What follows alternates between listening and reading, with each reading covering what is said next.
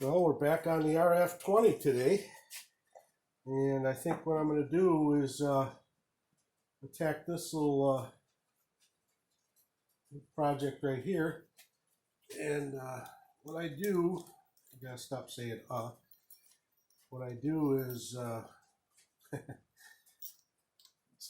when I start taking stuff apart, in order to remember where things go, I like to just put them in Ziploc bags. I do this a lot if I'm rebuilding engines or something like that, just to remember what's what, just in case there isn't any markings or anything like that on it. I looked through the manual, and this here looks like a relatively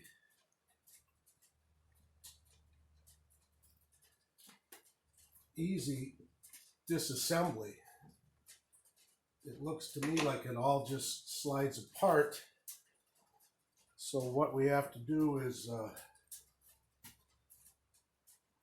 take these Allen head bolts are all metric, and it looks to me like this whole piece comes out and this shaft goes all the way through, and it's quite similar to a drill press where it has a spring on the other side to bring it back up. So this piece here should come off first, and this, according to the directions, there's a worm gear in there. And once I start taking all this apart, there's two bolts here that this whole assembly comes off. And from what I understand is there's an adjustment for this as far as the backlash goes. So I'm going to have to disassemble it all, and then I will clean it, make sure there's no broken parts inside or teeth are wore. I believe they said it was a worm gear inside there. So I'll start taking this apart and bagging everything up. I need to get that keyway out of there. So I need to get some tools, and I'll be right back. So I went to get my chisel and everything else, only to find out that the keyway came right out with my hands. Looks to me like it's probably a little bit wore. I'm going to take a file to it, and I think there might be some burrs on it to just clean it up a little bit so I don't damage the rest of that getting it apart. Doesn't seem like there's that much on there, but the way that piece was wobbling around, I'm sure there's been nothing but damage done to the end of this.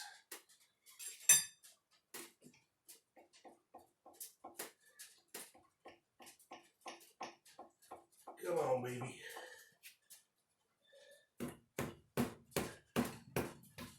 Yeah, right on the end. It's got some boogers on it, I guess. Go all the way around. I can see where the file had been hitting some high spots.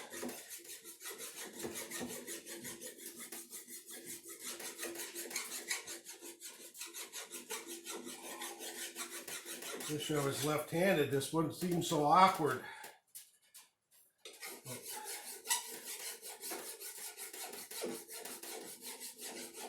We won't say what that feels like.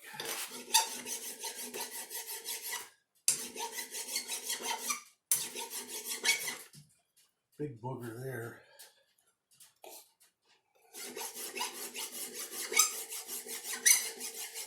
Don't really want to take a whole lot off of there because then I have to kind of clean it up anyway. I might put it in the lathe and polish it up when I get it all apart.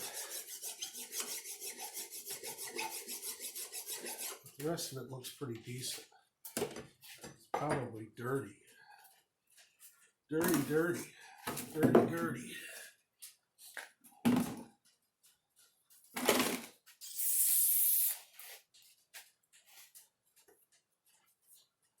That doesn't look too bad once it gets cleaner on it. This little area here where the keyway is, you can see that it's a little out of whack there. I don't know if I'm going to try to put a bigger keyway in it when I go to repair it, or just deal with what's there. So, but that's probably not a tomorrow project anyway. It's probably a little further off than tomorrow. Oh, look at that. Came right off. So, here's my bags. Put them all in there. Got some nasty looking grease. Let's see what we got here. There's another key on the other side here. I'm sure that has to come out before everything else.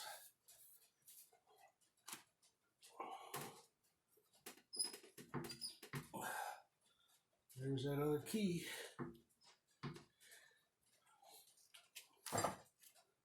All right.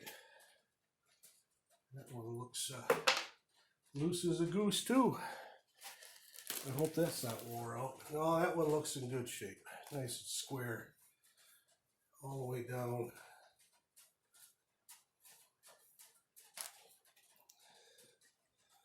Let's see if you can see that. See that one there looks nice and square all the way down. Shaft doesn't look like it's got any kind of awkward wear. Or I think it's just that old casting was just wore out. Plumb wore out. See? Now we're going to get a couple other wrenches here.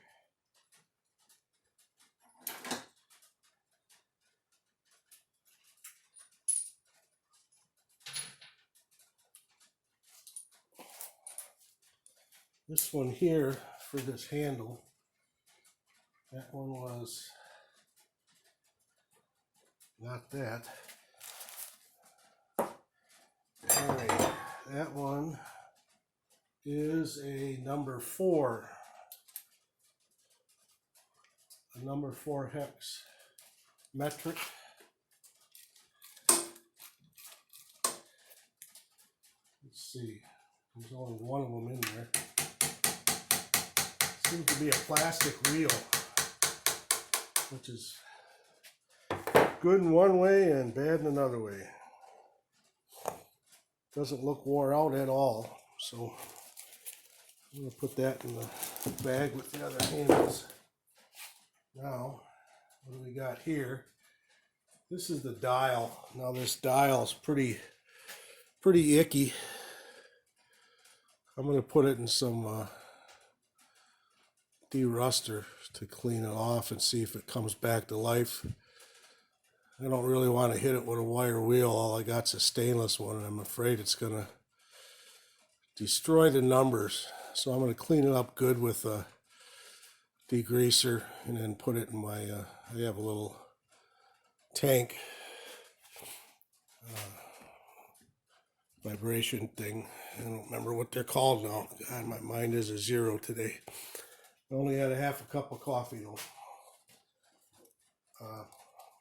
But I'm going to clean that up and see if it comes back to life. Now, this one here is a number 3 hex. And I only see one there. So I don't know how I'm going to try to pull that off.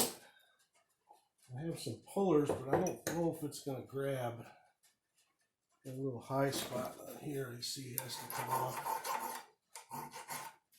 Just gently. Looks like someone went to tighten the handle down a little too early. Didn't have it in the right spot.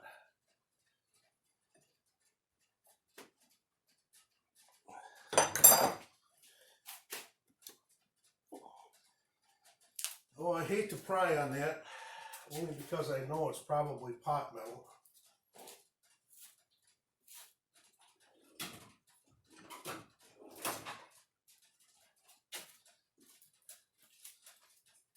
see if we can gently get behind there with something.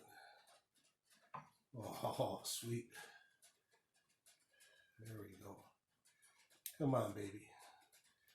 You can do it. Yeah, I don't think that's steel. I think it's probably either aluminum or hot metal.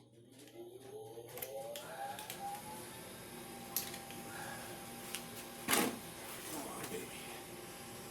I don't know. It's pretty heavy. Maybe it is steel. Pretty heavy though.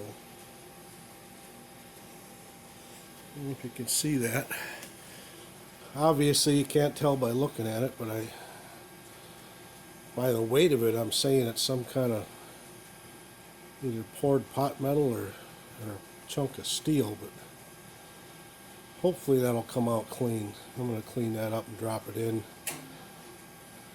to my sonic cleaner. There's the word I was looking for. Sonic cleaner. Come on. Let's focus.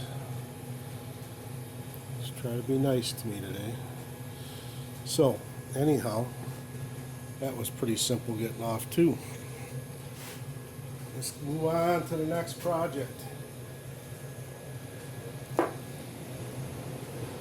Should we do what? See, there's another Allen head in there. I'm just wondering if there's one on either side. Should we take it off of here first? Take that plate thing off before we move any further there. And I believe that to be, don't know what size that one is. This is the number 5. That's a number 4. Number 5 doesn't work. And number 4 doesn't work. There's my mess. Just trying to hide it. Well, I'm going to bet someone got in there with the standard. Changed it. Someone got in there, did a little work here before I was here. Yeah. Number 4 is not even close, and number 5 is too big. So, I'm off to get my standards.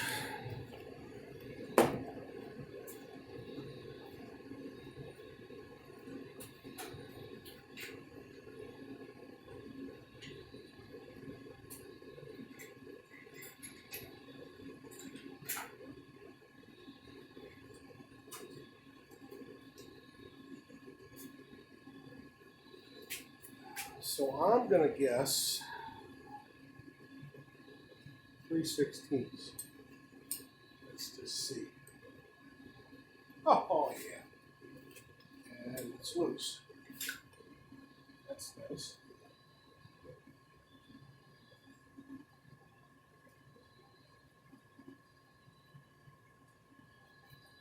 Standard bolt someone put in here, which I don't really care. Someone did the work for me. I don't have to drill and tap that out. So here's what we got. Looks to me like they said, let me turn my light on here, that we have a simple worm gear,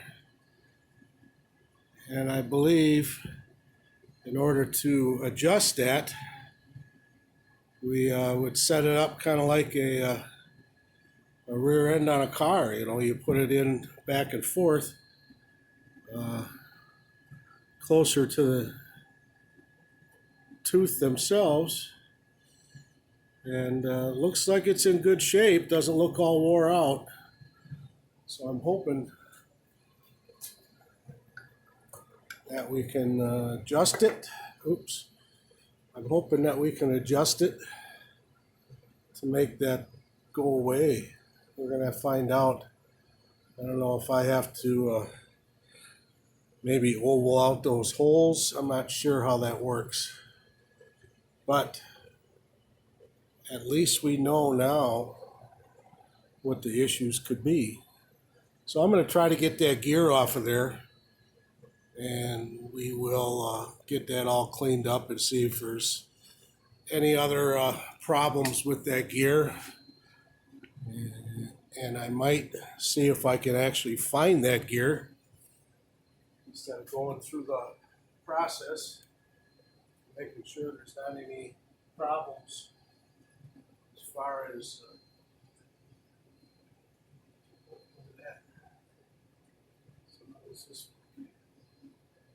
that just spins around on there, and it's got a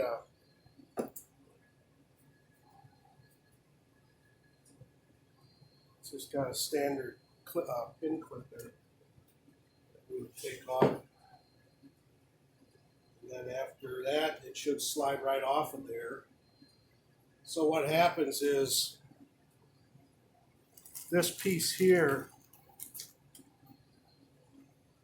will be on the shaft. This keyway lines up with this, and what happens to make that go down with the fine adjustment here is this piece here slides into the inner gear of this gear right here. You see how it spins?